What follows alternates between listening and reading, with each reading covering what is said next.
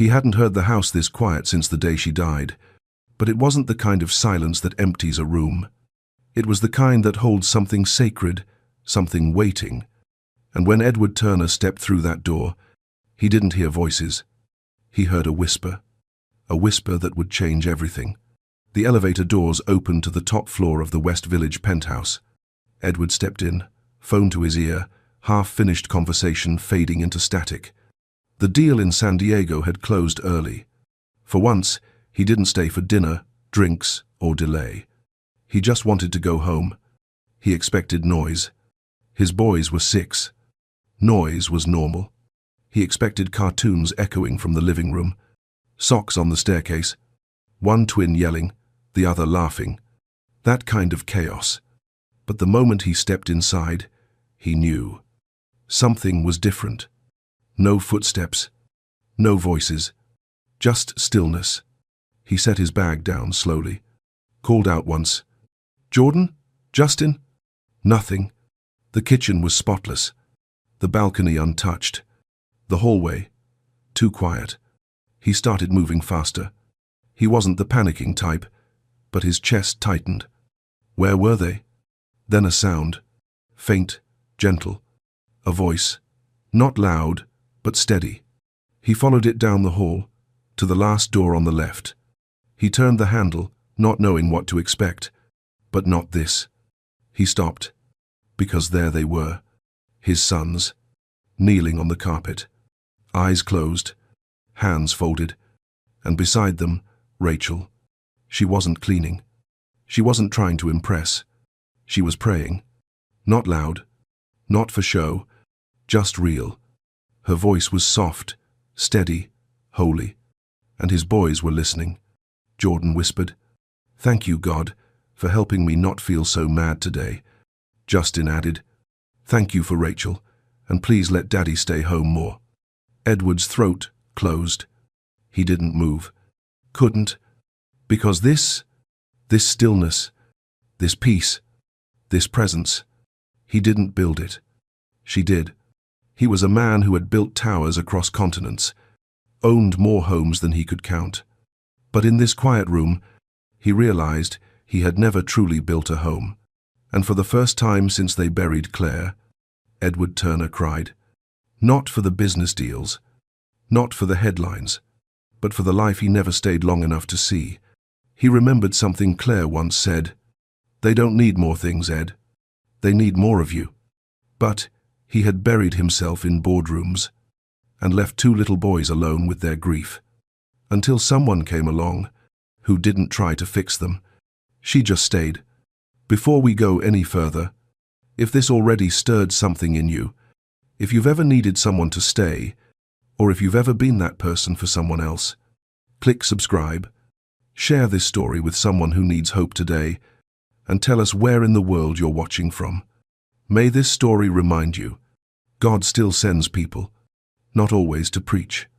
Sometimes, just to sit, to listen, and to love. The ones who stay are often the ones he sends. Edward didn't knock, didn't pause. He just stepped inside and closed the door behind him.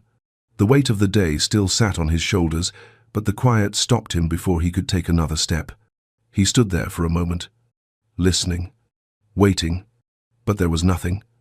No arguing, no footsteps, no voices calling his name. He set his keys down slowly. Something felt wrong, but not in a loud way. It was the kind of wrong you feel in your chest, not your ears. He called once, "Jordan?" Then again, "Justin?" Still nothing. He moved through the apartment, one room at a time. Each one still. Each one untouched. His breathing changed. Not fast, just careful. Then he heard it. A voice. Quiet, calm, somewhere deeper in the home. He followed it, not rushing but drawn. And when he stepped through the last doorway, he didn't speak. His boys were on the floor, heads bowed, eyes closed, and beside them, Rachel. She wasn't cleaning, wasn't organizing. She was speaking softly, her words gentle but sure. And the boys, they were listening. One of them whispered, "Thank you for helping me feel better today." The other said, "Thank you for Rachel. Please help my dad stay." That's when Edward stopped breathing. Not for long, just long enough to feel it all land at once. He leaned against the wall, not because he was tired, but because something inside him had given way. This wasn't something money could build. This wasn't something he asked for. But somehow, it was here. A moment he didn't plan for. A woman he barely noticed. And two boys who were learning how to hope again. Rachel finished the prayer with a single word, "Amen." And the room stayed quiet. But it wasn't empty. It felt full. Full of something he'd forgotten existed. Peace. Not the kind you buy. Not the kind you schedule. The kind that comes when someone chooses to stay. He stepped back without a sound. Found a seat in the next room. Sat down. Covered his face with both hands. No one saw him cry. But he did. And he knew exactly why. He'd been gone for a long time. Not in miles. In presence. He thought work was the sacrifice. But it was his children who paid the price. And somehow, through it all, a woman he didn't even look at twice had stayed long enough to notice what he missed. She didn't fix them. She didn't replace their mother. She just stayed. And in that staying, something holy had begun. There was a time this home held music. Not loud. Just enough to say, "Someone is living here." Claire used to hum while brushing the boys' hair. Sunday mornings smelled like pancakes. Friday nights sounded like laughter echoing through open windows. But all of that ended quietly. There was no great collapse. No dramatic scene. Just a phone call.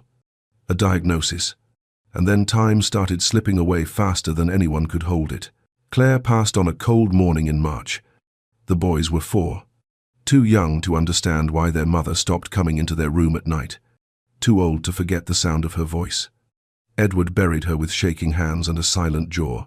He stood at the graveside, looking every bit the man people expected, tailored coat, stillness in his eyes. But something inside him had gone numb. He thought grief would be loud, but it wasn't. It was silent, and that silence crept into everything. The house changed first. Pillows stayed perfectly placed.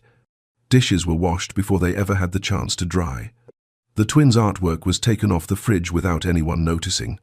What was once warm became controlled. Clean. Predictable. Safe. Edward called it stability. He told himself the boys needed structure, that if the routine stayed tight, the chaos inside them wouldn't grow. But it did. Jordan started breaking things. Books, toys, rules. Justin stopped talking when he got upset. Just curled into corners and went quiet. They didn't ask about their mother anymore. Not out loud. But every night, Jordan left the closet light on. And every morning, Justin set an extra bowl at the table. Always for her. The nannies came and went. One after another. Some left without saying goodbye. Some left notes on the counter that said things like, "I'm not trained for this," or "They need more than I can give." Edward barely blinked. He just called the agency again. Raised the salary offer. Tightened the job description. He stayed gone more. Europe, Tokyo, back-to-back deals. Each trip felt easier than coming home to a silence he couldn't fix. At night, he lay in hotel beds and convinced himself he was doing what a good father would do. Provide, protect, keep moving forward. Grief didn't have room on the calendar. He couldn't afford to fall apart. So he didn't. And the boys, they learned to stop reaching. They didn't cry anymore. Not in front of him. They just fought with each other or sat in front of screens until their eyes turned dull. Claire's mother, Margaret, called often in the beginning. She tried to help. Tried to say things like, "They need to see you, not your assistant." But Edward had already built walls around his pain. He didn't know how to open them without breaking. Then one Tuesday afternoon, the agency called. Said they had someone available. No resume on file. Just someone who'd helped with emergency placements before. Her name was Rachel Ross, 29. No degree. No references. Just a quiet voice on the other end of the line who said, "I'm willing." Edward didn't ask questions. He didn't care if she stayed a day or a week. When she showed up, she wore jeans, carried one small bag, and had a notebook tucked under her arm. She said, "Good afternoon." He didn't even look up, just pointed toward the hallway and said, "Start wherever it's worst." She nodded. He left for the airport the next morning. He didn't ask what the boys thought of her, didn't leave instructions, didn't expect much. He'd stopped believing anyone would last. But by the end of that week, he would start to notice something he hadn't seen in a long time. The boys weren't yelling. The house wasn't perfect. But the silence had changed. It wasn't cold anymore. It felt softer. He didn't know it yet. But something had begun. Not with a miracle. Not with a plan. Just a quiet woman who showed up. And didn't leave. The first day was rough. Rachel didn't expect a warm welcome, but she wasn't prepared for the silence either. The kind that doesn't just fill the room. It holds a warning. The boys watched her. Not with curiosity. With distance. Jordan dropped a full cup of juice on the kitchen floor, then looked her straight in the eye. "I'm not cleaning that," he said. Rachel didn't blink. She knelt down, picked up the shards of ice, and wiped the spill with a dish towel. "You don't have to," she said gently. "I'll take care of it." He didn't respond. He just walked off, leaving his wet socks behind. Justin was quieter but colder. When Rachel left her phone on the counter to rinse dishes, it disappeared. She found it later under the bathroom sink, wrapped in tissue paper, the screen still on. She didn't say a word. She just folded the tissue, turned the phone off, and set it back on the charger. By bedtime, they hadn't said more than a few words to her, and she hadn't forced any. That night, as they crawled into their separate beds across the room, she stayed by the door. "I'll leave the light on," she said softly. "I'm not far." Justin rolled away from her. Jordan pulled the covers up over his head. Rachel turned the light low and stood still for a moment, not waiting for a thank you, just waiting long enough to be sure they were okay. She stepped out and closed the door behind her. It would have been easy to quit, to call the agency and say, "It's not working." But she'd seen this before. In other homes, in other children, pain doesn't always cry out. Sometimes it hides behind slammed doors and cruel jokes. Sometimes it spills juice on purpose just to see who stays behind to clean it up. And Rachel, she was the staying kind. The next morning, Jordan walked past her without looking. She offered him breakfast. He didn't respond. But 10 minutes later, the plate was empty. That afternoon, Justin slammed the door to his room so hard it bounced back open. She didn't chase him. Just waited until he came out, red-eyed and quiet. He dropped a crumpled drawing on the floor. She picked it up after he walked away. It was a sketch of a woman. Hair tied back. Hands open. No smile, just eyes that looked like they'd been watching for a long time. There were no words on the page. But she understood. On the third night, it rained. Jordan refused to sleep in his own bed. Justin kept getting up to check the hallway. Rachel didn't send them back. She just pulled their mattresses closer, laid a blanket across both beds, and sat between them on the floor. She told them a story. About 2 bear cubs who lost their mother in a storm, and how they stayed close to survive the winter. It wasn't fancy. Her voice wasn't dramatic. Just steady. Jordan pretended not to listen, but his fists unclenched. Justin didn't speak, but when she reached for the edge of his blanket, he didn't pull away. Before she stood up, she looked at them and said quietly, "You can yell, you can hide, you can even hate me, but I'm not going anywhere." Neither of them replied. She turned off the light, and just before the door closed behind her, she heard a whisper. It was Jordan. "What happens to the bears in the spring?" Rachel didn't answer right away. She came back to the bed, leaned down, and whispered, "They find a new path. Together." He didn't ask anything else, but he left the closet light off that night. By the end of the week, something had shifted. Not loudly, just enough to notice. Justin placed a napkin beside her tea one morning. Jordan handed her a broken toy and said, "Can you fix it?" She didn't try to win them over. She didn't bribe or threaten. She just kept showing up. And somehow, they began to believe her. It didn't happen all at once. There were no grand breakthroughs, no sudden hugs, just the slow, careful shifting of the air around them. The house stayed quiet, but not the kind of quiet that felt abandoned. This was different. The boys still kept to themselves most days. But now, when Rachel entered a room, they didn't leave. They just watched, waited. Some mornings, Jordan would already be sitting at the table when she brought out breakfast. Justin started lining up his crayons by color, small patterns, in a world that felt like it never made sense after she died. Rachel noticed everything. Not in a loud way. She just paid attention. Jordan hated loud noises.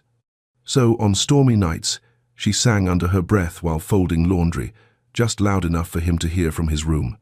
Justin needed routine. So she taped a tiny paper schedule above his bed, hand-drawn pictures, breakfast, play, rest, prayer, sleep. He never said thank you, but he looked at it every night. She never forced conversation. She didn't try to fix what was broken. She just made space for it. One day, Jordan came home from school with a drawing. A house with 3 windows, 2 stick figures in the middle, a third off to the side, a small heart drawn over her chest. He left it on the kitchen counter and never brought it up again. But the next morning, it was taped to the fridge. Rachel didn't ask who made it. She didn't need to. Justin had nightmares. She found him sitting on the stairs one night, blanket around his shoulders, eyes wide and wet. She sat down 2 steps below him, not facing him, just close enough. Neither of them spoke. She just stayed. After a while, he leaned his head on her shoulder. Not for long. Just long enough for something to settle. Rachel had a notebook she wrote in every night. It wasn't fancy, just a brown leather journal she kept near her bed. Sometimes, she wrote with the door cracked.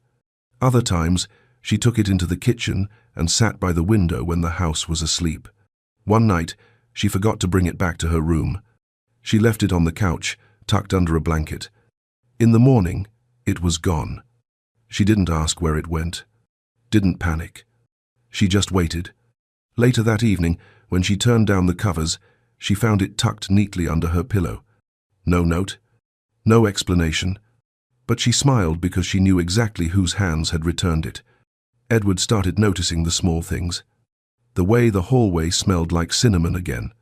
The way the fridge had magnets with words like hope and stay rearranged into tiny prayers.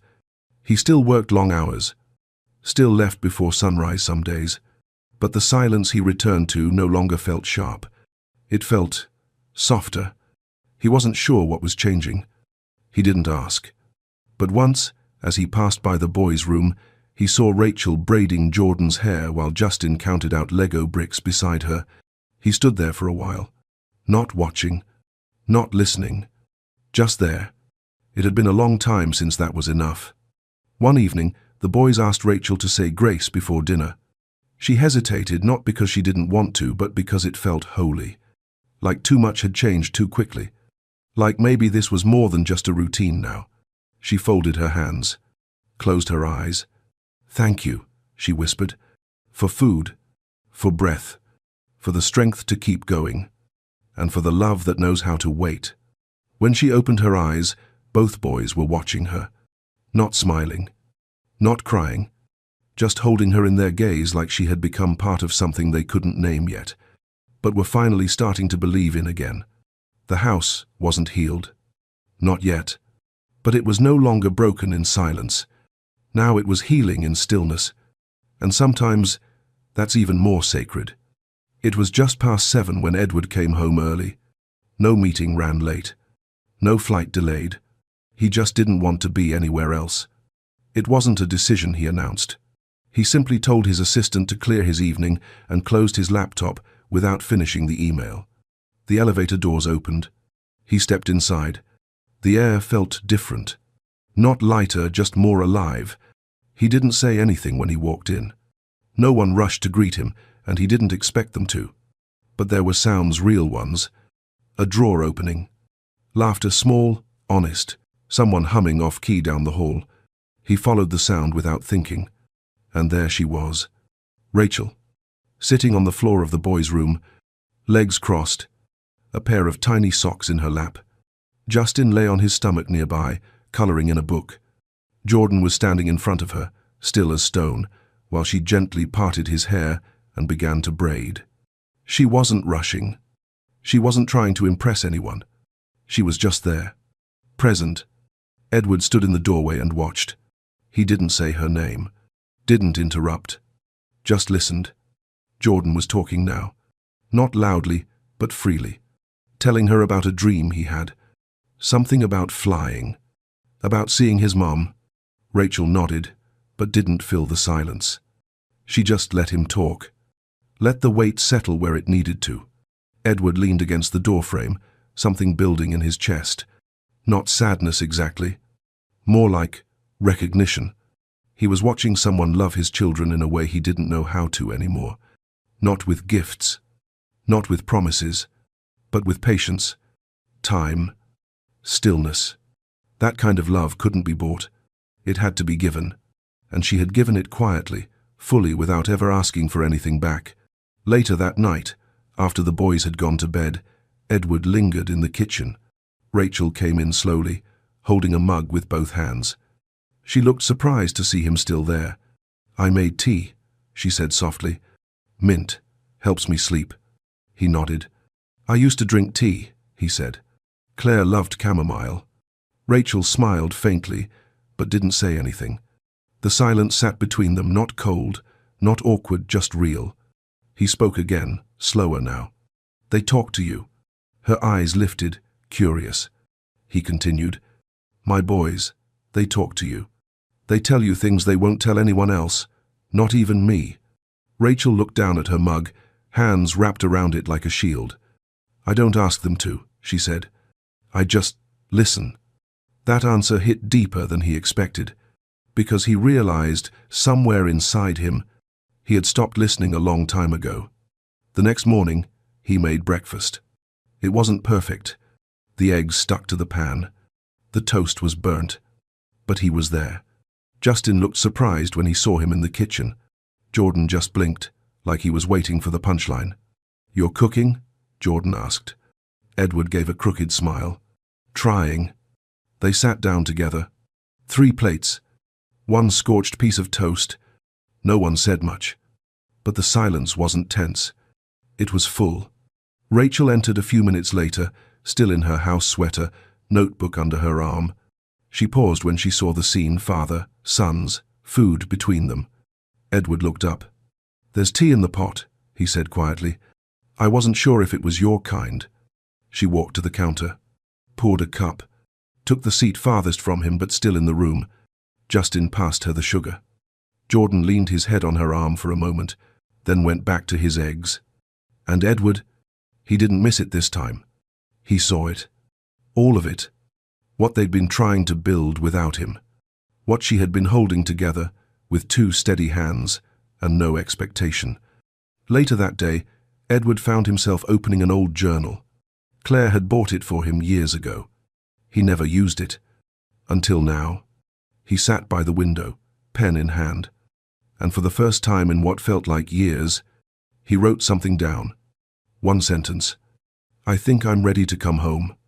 Margaret showed up unannounced, just after lunch, wearing the kind of silence that meant she'd already made up her mind. Rachel opened the door. "Mrs. Turner," she said softly. "Margaret," the older woman replied. She walked in without waiting for an invitation. Edward wasn't home. The boys were watching a nature documentary, sprawled across the couch like it was their safe place. Margaret barely glanced at them. She turned to Rachel. "Let's talk, somewhere private." Rachel hesitated, then led her to the sunroom, the quietest space in the house. Margaret sat down, unbuttoned her coat, crossed one leg over the other. She didn't smile. "I've been watching," she said, "from a distance. You've lasted longer than most." Rachel didn't respond. Margaret continued, "I'm not here to criticize. You've done fine. The boys are calmer. My son looks less hollow." A pause. Then her voice sharpened just slightly. "But let's be clear, this is not your family." Rachel's hands stayed in her lap. "I never said it was," she replied. Margaret opened her bag, pulled out a white envelope and placed it on the table between them. Inside was a check, $250,000. Signed. No conditions, no paperwork. You leave quietly. You start fresh wherever you'd like. Rachel didn't look at it. "Why now?" she asked. Margaret folded her hands. "Because I see what's happening, and I know how these stories end. My grandchildren don't need confusion, and my son doesn't need charity mistaken for love." Rachel stayed still. "Charity?" she asked softly. Margaret leaned in. "Don't misunderstand. You've done well. You've filled a gap. But some roles aren't meant to last. This isn't about feelings. It's about what's appropriate." The word landed like a stone. Rachel didn't argue, didn't plead. She just breathed steady and deep. She stood. "I'll pack my things this evening," she said. Margaret gave a satisfied nod. But Rachel wasn't done. "I didn't stay for Edward," she added. "I stayed for the boys, because someone needed to." Then she turned and walked away, quietly, with grace. She didn't take the envelope. She left it untouched on the table. That night, after the boys had gone to bed, Rachel moved slowly through the house. She didn't make a sound. She folded her clothes into a single suitcase, taped a note to the fridge. "Thank you for letting me love them." Then she went to their room. She didn't wake them. She just stood at the foot of their beds for a long time, watching, praying. She left one note on each pillow. "I love you. I'm sorry. Don't stop praying." And just before sunrise, she was gone. Edward came home to silence, the kind that felt wrong again. No soft humming, no open journal on the couch, no signs of Rachel. At first, he thought maybe she was upstairs, or out for groceries. But the longer he searched, the heavier his chest became. Then he saw the note on the fridge, and his knees gave just slightly. He walked into the boys' room. Jordan was sitting up in bed, holding the paper, eyes red. Justin wouldn't speak. He just stared at the wall, clutching Rachel's notebook to his chest. "She's gone," Jordan said. Edward didn't know what to say. "I didn't say goodbye," Jordan whispered. Justin finally spoke, voice cracked and low. "You let her leave." Edward's throat burned. He sat down on the floor beside them. "I didn't know," he said. "I didn't know she was leaving." But even he could hear it in his own voice. The guilt. He looked at the boys. The ache on their faces. The way they folded inward like something steady had been pulled from under them. "She didn't say goodbye to me," Justin said. "But she left this." He handed Edward a small note, folded in half. It wasn't addressed to him. Just a single sentence. "Stay soft, even when it hurts." Edward held it for a long time. Then he stood, went to the kitchen, picked up the untouched envelope and stared at the name on the check. His mother's. He grabbed his keys. He didn't slam the door. He just walked out and drove. The house felt colder, not in temperature but in spirit, like something had been poured out, and no one knew how to put it back. Edward walked through the kitchen that morning with his coat still on, keys in hand, unsure why he hadn't already left for work. He poured coffee, didn't drink it. The cup sat on the counter all day, full, untouched. The boys didn't come downstairs right away. When they did, they didn't speak. Jordan stared at his cereal like it might answer a question he couldn't form. Justin didn't touch his plate. The silence stretched longer than usual. Not peaceful, not quiet, just hollow. Rachel's absence wasn't loud. It was everywhere. Her shoes were gone from the front mat. The scent of cinnamon no longer floated from the oven. The couch looked untouched, like no one had dared to sit where she used to fold laundry with her knees tucked underneath her. That evening, Edward found Justin in the laundry room, holding one of her cardigans. He didn't speak, just held it to his chest like a question. Jordan was the first to crack. It was the second night. He walked into the hallway and slammed his fist against the wall. Once, twice. A picture frame fell. Glass shattered. Edward rushed out of the bedroom, found him breathing hard, knuckles scraped red. "She left," Jordan snapped, voice shaking. "She left just like everyone else." Edward moved closer, not to correct him, just to be near. "She didn't say goodbye." "I know. You let her go." Edward swallowed hard. "I didn't know she was going to leave." Jordan wiped his face with the sleeve of his shirt. "You should have known." Justin shut down. He stopped speaking for almost 2 days. He slept in Rachel's room, on top of the blanket, fully dressed, as if he was guarding something invisible. When Edward asked if he was okay, he nodded once, but didn't look up. When he asked if he wanted anything, Justin shook his head, then curled toward the pillow.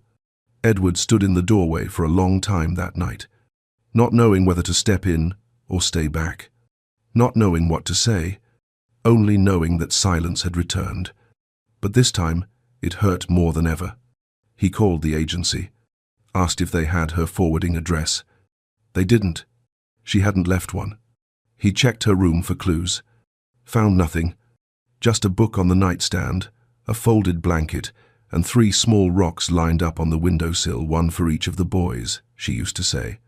Only now, there were 2. He picked up the third.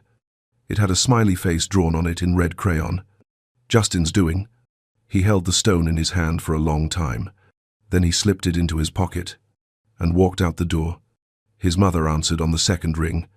"Edward, did you speak to her?" There was a pause. "I did." "You gave her money to leave?" "I gave her a way out. One she wouldn't take, by the way. She wasn't supposed to." Margaret's voice tightened. "She was a maid, Edward. She did her part. You got too close." He didn't argue, didn't yell, didn't try to explain the nights she sat by his son's door, humming through storms. Didn't tell her how Rachel prayed with them, not as a performance, but as someone who believed God was still listening. He just said the one thing that felt true. She was the only one still holding us together. And then he hung up. That night, Edward sat at the edge of his bed, notebook open, pen still. He stared at the blank page, unsure of how to begin. Then, slowly, he wrote one sentence. She stayed long enough to see them. "I didn't." He went to the study, opened the drawer where the agency kept emergency records, found the intake form. Rachel's handwriting filled most of the page clean, unhurried, like she didn't expect anyone to read it. Next of kin, Aunt Miriam Ross. Location, Jackson, Mississippi. He stared at it, then closed the drawer. He didn't call for a car. He didn't pack a suitcase. Not yet. Instead, he walked into the boys' room. Both were asleep, tear stains still faint on their faces. He knelt between their beds, rested a hand on each of their blankets. Then he whispered, "We're going to find her." Edward didn't sleep. He sat at the kitchen table until the sky turned from black to grey, the boys' breakfast plates still untouched in the sink. The silence wasn't cruel this time, just full of questions. When the boys woke, they came downstairs in wrinkled pajamas, their faces puffy from sleep and something heavier. They didn't ask where she was, but they looked. Justin checked the hallway. Jordan glanced toward the sunroom, and Edward watched it all like someone seeing in color again after a long time in the dark. He poured orange juice into 2 glasses. Sat down. "I found something," he said quietly. They looked up. "She once wrote down an address, Mississippi." Justin's eyes blinked fast. Jordan sat straighter. "She's there?" he asked. "I don't know," Edward said, "but we're going to find out." The road was long. 14 hours, 2 backpacks, 1 sketchbook, and a glove box full of snacks that no one really ate. They took the rental. Edward didn't want to bring the town car. This wasn't a trip for comfort. It was a trip for truth. Jordan sat in the back with his headphones in, not playing music, just needing space. Justin kept Rachel's notebook in his lap, the whole drive. He traced the edges with his fingers like it might disappear if he let go. Edward drove. Not rushed, not distracted, present. That's what this was now, not a journey away from pain, but a drive towards something that might still be waiting. "Somewhere along the border of Tennessee," Jordan asked. "What if she doesn't want us anymore?" Edward didn't answer right away. He pulled off at a rest stop, turned off the engine, and looked at both boys. "If she doesn't want us," he said slowly, "we'll sit on her porch until she changes her mind." Justin's lip trembled. "Even if it takes all day?" he asked. Edward nodded. "Even if it takes forever." They arrived in Jackson under a sky that looked like it had been weeping earlier that morning. The address led them to a quiet neighborhood, wide porches, worn fences, curtains pulled half shut. They knocked on the door. A woman answered, older, soft voice, eyes like Rachel's. "You're the Turners," she said gently. "Yes," Edward replied. "We're looking for Rachel." She didn't smile. Didn't open the door wider. "She's not here." Jordan's shoulders dropped. Justin looked down at his shoes. But then she added, "She's at church." Edward blinked. "What church?" The woman gave a small nod toward the end of the road. "Second chapel. Red doors. She goes most mornings. She prays there." She paused. Sometimes for herself. Sometimes for others. They parked in front of the chapel. A small building with weathered stone and stained glass windows that caught the light like stories waiting to be told. The boys got out first. Edward followed, heart pounding like it hadn't in years. The doors creaked when they opened them. Inside, it was still. Wooden pews. Candlelight. The faint sound of a voice familiar. They walked slowly, steps soft against the floor.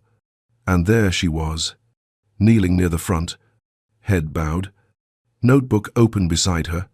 She didn't hear them at first, but the moment she turned, Justin ran. "Rachel." She looked up, eyes wide, then full. Tears welled before her body could even react. Jordan was already beside her. And then they were in her arms, two boys who had traveled across miles just to return to the place that felt like home. She held them tight. No words, just the kind of embrace that heals more than explanations ever could. Edward stood back, watching the moment unfold. His hands were trembling. Rachel looked up at him. He walked forward. Not as a man used to having the final word. Not as their employer. Just a father, with nothing left to prove. "I don't know what this is supposed to be," he said softly. "But I know this, we're not a family without you." Rachel looked at him, searching his eyes for something real. And what she found was a man who had finally come home. They stayed in that chapel for a long time. No rushing, no next steps. Just breath. And presence. And when they finally left, the boys walked on either side of her, hands linked, eyes quiet with peace. The drive back wouldn't be fast. The pain wouldn't disappear overnight. But they weren't lost anymore. And now, they weren't going back to the same house. They were going back to rebuild a home. They didn't rush back into life. After the drive home, Rachel stayed at a hotel for a few nights. Not because she needed distance, but because healing shouldn't feel forced. Edward didn't pressure her. The boys didn't beg. They just waited. And on the third morning, Rachel rang the doorbell. Not with luggage, just with her notebook in one hand and banana bread in the other. She walked in like someone coming back to something unfinished, not something owed. The house wasn't the same. Edward had made changes. Subtle, but they were there. Work calls now ended by 5. Weekends were blocked off in red ink. He kept a seat open beside him at the table, not for a guest, but for someone who was part of the story now. Rachel didn't become a nanny, or a partner, or a fill-in for anyone lost. She was just Rachel, the woman who stayed long enough to soften what grief had hardened. And somehow, that was more than enough. The boys began to bloom in slow, quiet ways. Jordan started drawing again. Sketches taped to the fridge, buildings, birds, a figure with her hair pulled back. Justin began humming in the hallway. Old gospel melodies, just fragments, but they came without prompting. One night, Edward found both boys in the kitchen, cutting hearts out of construction paper. He asked what it was for. Justin looked up. "We're making a welcome back party," he said. "For Rachel?" Edward asked. Jordan shrugged. "For us," he said. "So, we remember this time." On the first snowy evening of December, Edward made dinner. burned the chicken, overcooked the rice. But the table was full. Laughter echoed, and the warmth wasn't coming from the oven. After the boys went to bed, he found Rachel on the back porch, wrapped in a blanket, looking out at the street below. Quiet, calm, still the same. He stood beside her. "I still don't know how you did it," he said. She didn't look at him. "Did what?" "Stayed," he replied. She paused. "I didn't stay because it was easy," she said. "I stayed because they needed someone who wouldn't walk away." He nodded. "And me?" Rachel looked over now, not with judgment, but with clarity. "You needed someone to remind you. You were still a father." That truth hit soft, but deep. Edward reached into his pocket, pulled out a small ring, silver, nothing flashy. "I don't want to rebuild what I lost," he said quietly. "I want to build something new, with you, with them." Rachel looked down at the ring, then at his face. Her eyes filled not from surprise, but from knowing what it had cost him to mean those words. She didn't speak right away. She just nodded once. Not yes, just "I'm here." And somehow, that was even better. Christmas morning came, with burnt toast and wrapping paper everywhere. The boys opened their gifts too fast. Rachel made cinnamon rolls. Edward wore an apron. No one let him live down. But the real gift was the room itself. Full. Not of decorations, but of presence. Of peace that had been fought for. Of love that had stayed long enough to be believed. Later that afternoon, Edward sat down with his journal. The same one Claire once gave him, still mostly empty. But today, he wrote, without hesitation. It wasn't the house that needed fixing. It was the hearts inside it. And the woman who taught us how to stay, taught us how to heal. He closed the book, and for the first time in years, he didn't feel like he was trying to catch up to life. He was already in it. Not every wound was gone. Not every memory came easy. But the silence in the house no longer felt like loss. It felt like peace. Not perfect, but real. And in the center of it all was love. The kind that holds on. The kind that doesn't need a title. The kind that builds a home